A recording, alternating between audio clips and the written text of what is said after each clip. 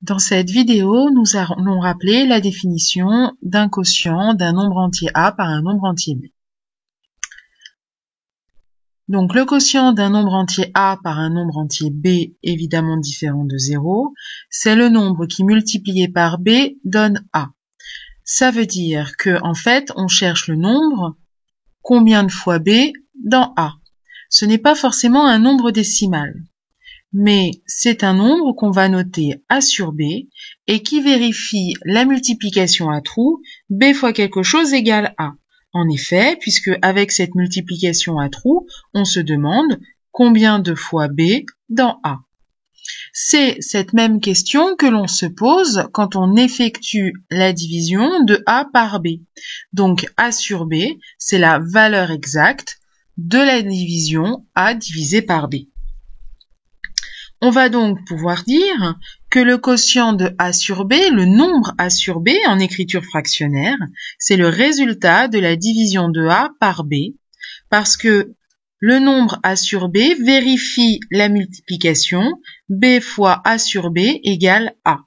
Combien de fois B dans A? C'est le nombre A sur B et c'est le résultat de la division de A par B.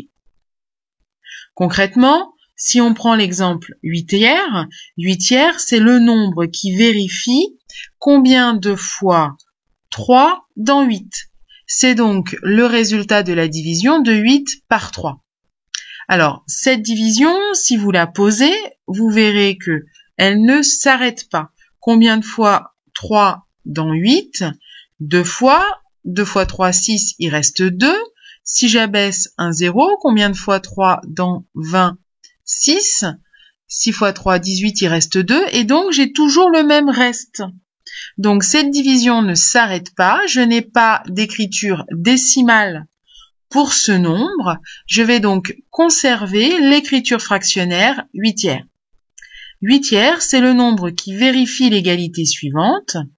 3 fois 8 tiers égale 8, puisque étant donné que 8 tiers, c'est le résultat de la division de 8 par 3, combien de fois 3 dans 8? Eh bien, si cette quantité, je la multiplie par 3, je vais retomber sur 8. Pour se souvenir de cette égalité, on fait quelques remarques. Le nombre ici, qui est un des facteurs de la multiplication, est le même que le dénominateur de la fraction.